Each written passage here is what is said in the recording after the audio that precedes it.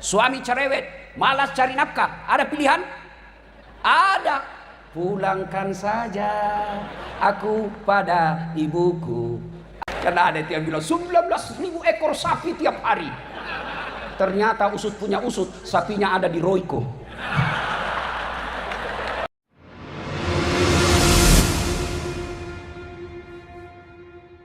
Sayalah kira-kira yang paling berat tugasnya. Kalau tadi Ustadz Fahru Rosi, alumni Pondok Pesantren Gontor, dilanjutkan dengan Ustadz Luqmanul Hakim, juga dari Gontor, dan insya Allah sebentar guru saya juga Ustadz Abdul Somad. Tiga-tiga beliau ini pesantren terkemuka. Saya hanya dosen sospol. Satu-satunya pesantren yang pernah saya alami adalah pesantren kilat. Saya berpikir-pikir, selama ini Pak Kiai, kalau saya diundang ceramah banyak kiai di dalam, saya masih percaya diri. Saya bisa bilang, saya diundang satu-satunya alasan karena sayalah yang paling banyak follower saya di sini. Di sini saya tidak berlaku kalimat itu. Kenapa? Ada guru kita Ustadz Abdul Somad yang lebih banyak lagi followernya dari saya.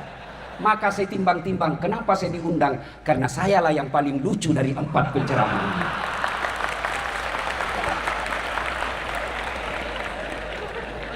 Saya pikir apa yang saya mau sampaikan ini?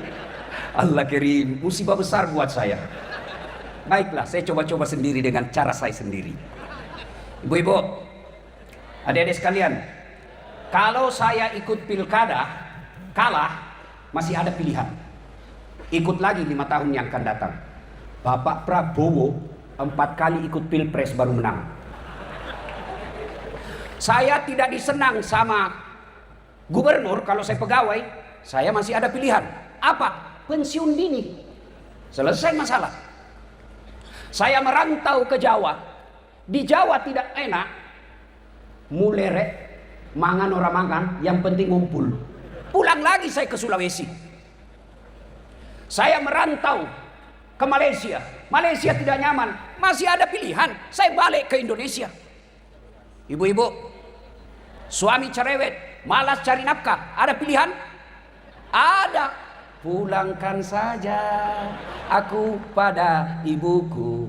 Atau ayo lanjut. Lihatlah tanda bekas tampar. Oh, berarti generasi tua. Karena ini lagu-lagu zaman dulu.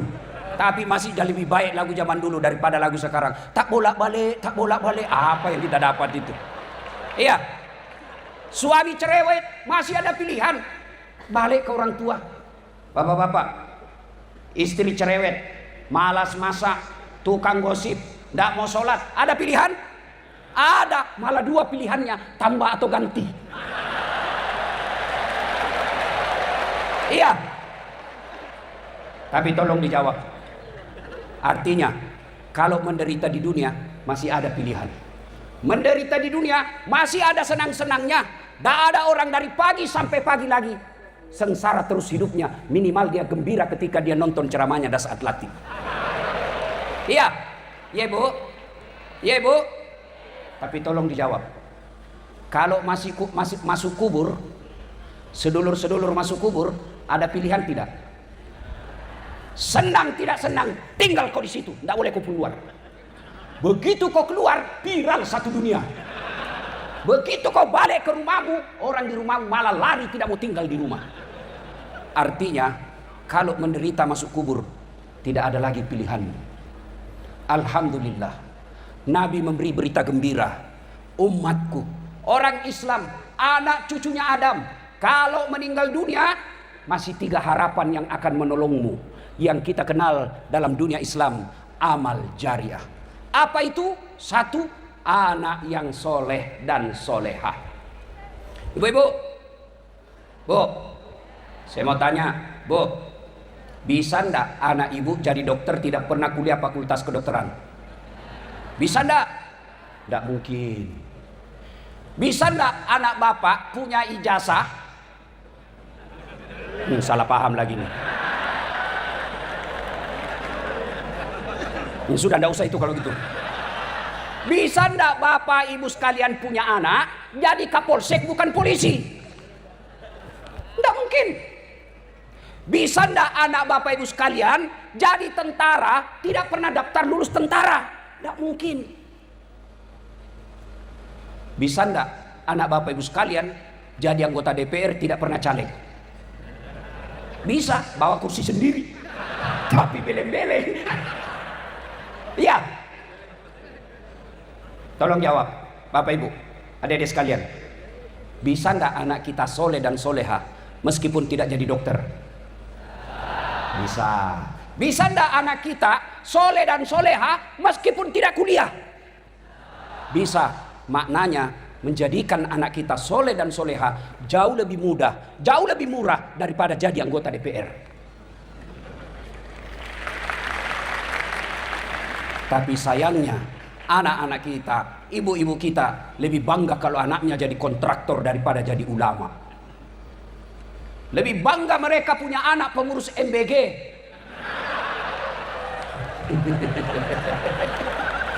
Karena ada yang bilang 19.000 ekor sapi tiap hari. Ternyata usut punya usut, sapinya ada di Royco.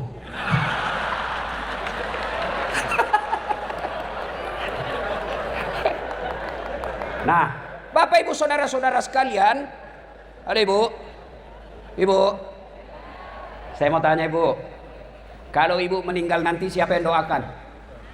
Suami? Jangan harap Ibu kawin lagi. Oh, istri saya komplain. Jadi Ustadz, nanti kalau saya duluan meninggal, Ustadz mau kawin lagi. Saya peluk baik-baik dia Bu. Saya bilang, dengar kau sayang, jangankan kau meninggal, masih hidup saja saya selalu berpikir kawin lagi. Apalagi kalau kau sudah mati. Siapa yang doakan Bapak Ibu sekalian? Ibu-ibu kalau meninggal, siapa yang doakan? Anak. Sedulur-sedulur, kalau bapak-bapak meninggal, siapa yang doakan? Temanmu. Jangan harap. Ini ada polisi di sini. Pak Kapolres. Pak Kapolres doakan bapak? Enggak. Paling didoakan mudah-mudahan cepat pindah saya yang ganti. Ya. Coba lihat bapak semua punya grup WhatsApp. Ketika ada orang meninggal, jangankan baca doa, ketik doa saja dia malas. Apa dia kirim? Stiker. Al-Fatihah, dia tidak baca itu. Nah, bapak ketawa karena bapak semua pelakunya. Iya, siapa yang doakan kita? Anak yang soleh dan soleha. Alangkah bahagianya kita, alangkah bersyukurnya kita ketika sudah jasad kita ditanam dalam tanah, anak membangunkan masjid untuk orang tuanya.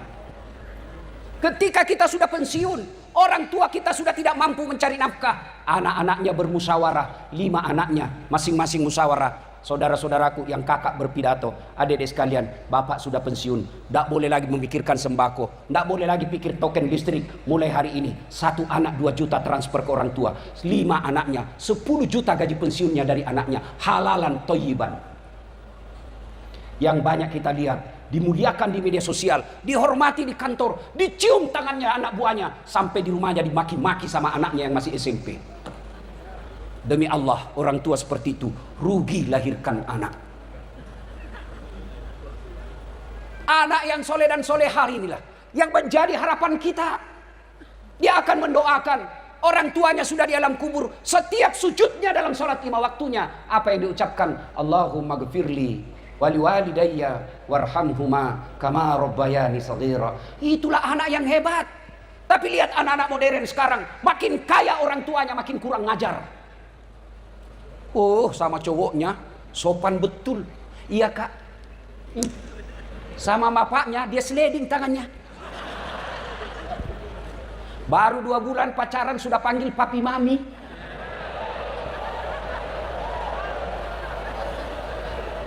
Pret. Orang tuanya tidak dihormati. Dinasehati sama orang tuanya, apa katanya? Ah, itu kan dulu. Celaka orang tua seperti ini. Punya anak justru yang dilahirkan adalah raja. Yang kita harapkan punya anak, anak kita lah yang merajakan kita dan meratukan kita. Anak yang soleh dan soleha. Maka ibu-ibu, contohlah anaknya Ibrahim alaihissalam. Ibu-ibu masih ingat Ibrahim alaihissalam? Ketika diajak ngomong anaknya, "Nak, saya diperintah Allah untuk menyembelih kamu. Menurutmu bagaimana?" Kisah ini pelajaran buat kita. Orang tua tidak boleh otoriter dalam mendidik anak. Sudah nyata-nyata wahyu, masih diajak ngomong anaknya. Mail, Ismail. Jangan juga kau cari di kitab Mail, tidak ketemu kau sampai kiamat. Menurutmu saya diperintah Allah menyembelih kamu. Menurutmu bagaimana? Coba, sudah perintah Allah masih diajak ngomong. Banyak orang tua otoriter. Mentang-mentang dia gagal tentara, anaknya dipaksa jadi tentara. Mentang-mentang anaknya dia gagal jadi polisi, anaknya dia paksa jadi polisi. Mestinya lihat bakatnya anak kita. Kalau dari kecil dia senang pegang obeng, teknik. Dari kecil dia senang masak-masak, EBG. Kenapa? Saya heran, kenapa sensitif sekali nih EBG? Mungkin karena tidak masuk akal ini ya.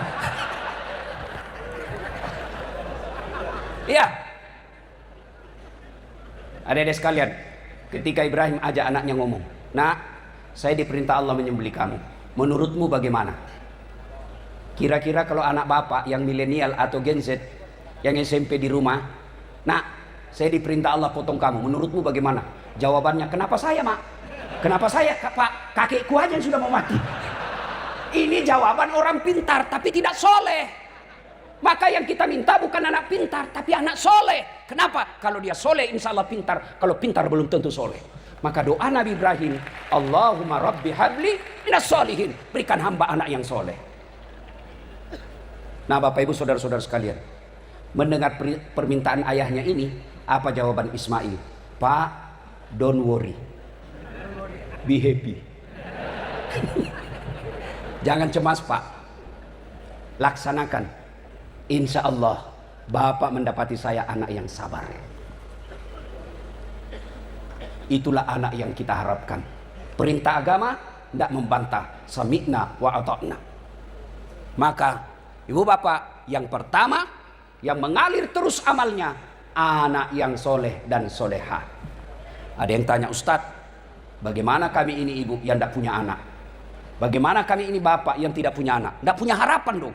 Oh, anak yang dimaksud di sini bukan sekedar anak yang dilahirkan dari perut istri kita, tapi anak yang dimaksud di sini masuk di antaranya anak murid yang kita ajarkan. Ibu-ibu yang tidak punya anak, lihat anak-anak didik di kantor, temui gurunya, "Ustadz, ada anak hafal Quran kah di sini? Ada anak yatim kah di sini? Berapa biayanya 1 bulan? 700.000. Saya tanggung sampai dia selesai. Selama anak itu dia gunakan ilmunya, selama itu ibu punya kiriman amal meskipun bukan dari anak kandung sendiri." 2, karena waktu terbatas. 2. Enggak, saya yang panik di sini, Pak. Ini berat sekali ceramah, Pak. Demi Allah, saya juga tidak tahu kenapa tiba-tiba suara saya susah keluar. Karena saya stres dari tadi, Pak. Mikir saya gimana, apa yang saya mau sampaikan. 2, kata Nabi, adalah harta yang telah kita sedekahkan fisabilillah. Ibu-ibu, Bu, ini terutama yang banyak emasnya.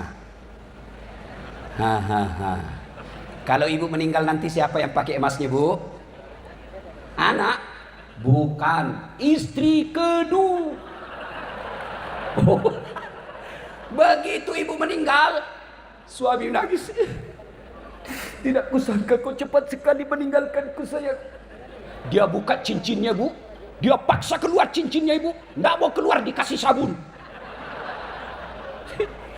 Selesai dia cabut cincin, dia cabut lagi gelangnya, ibu.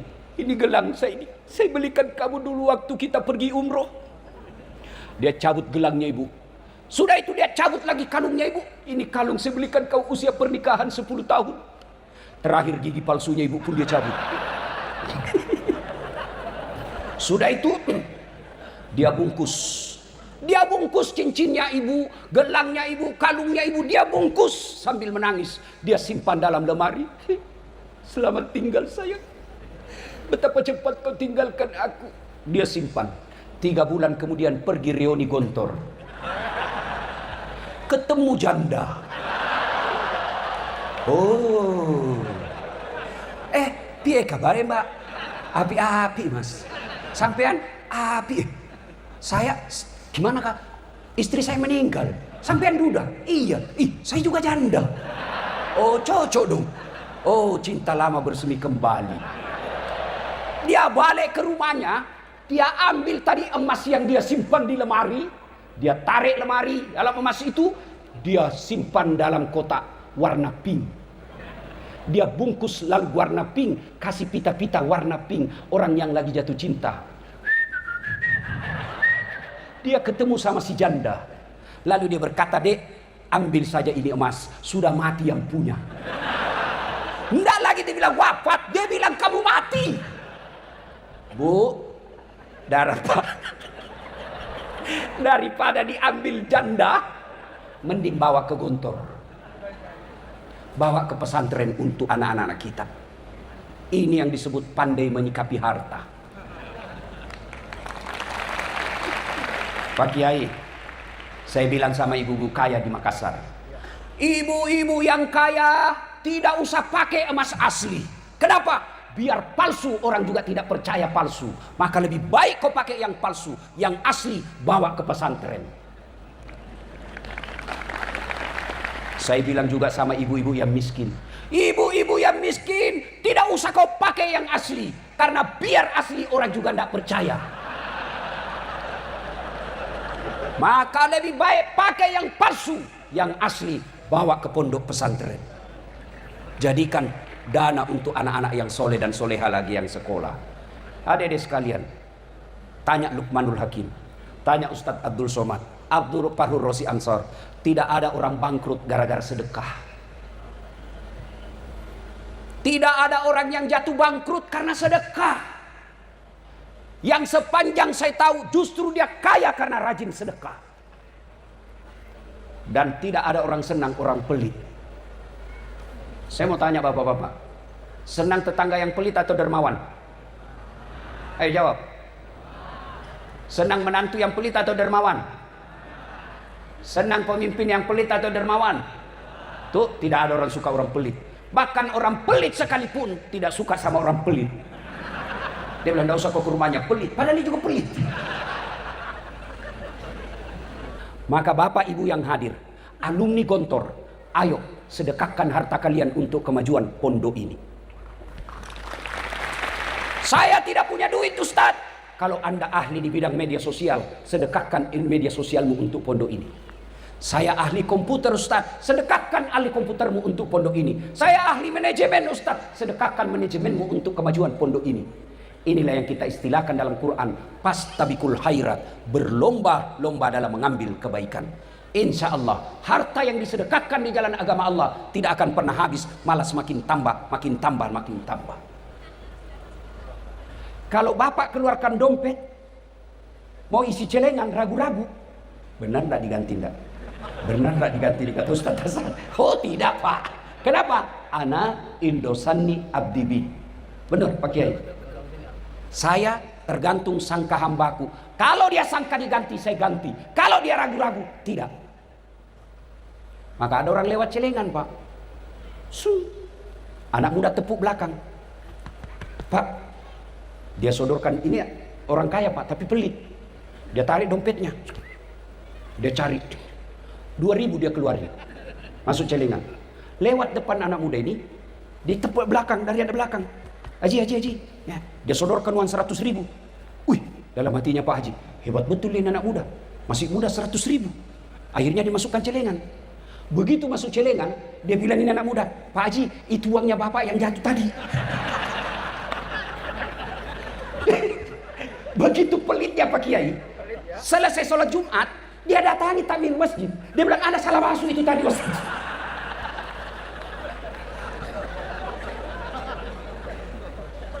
Pelit betul. Maka dedek sekalian, bagi manajemen modern, Eropa, Amerika, Australia, cendekiawan mereka berkata, kalau mau maju ekonomi, kalau mau banyak duitmu, dia pakai manajemen ekonomi modern. Bagi kita pakai manajemen ilahiyah. Apa? Sedekah. Sedekah. Jangan berkata saya masih mondok, tidak mungkin. Sedekahlah, meskipun sedikit. Apa sedekahnya Ustadz? Dilihat pesantren, oh sini tidak ada sendal dari tempat wudhu, ada uang belanja dari ibu, belikan sendal jepit. Niatkan, ya Allah tambahkan rezekiku, saya akan ganti ini. Insya Allah pondok ini bisa maju kalau kita semua berlomba-lomba dalam mengambil kebaikan. Salah satu di antaranya sedekah sesuai dengan apa yang kita miliki.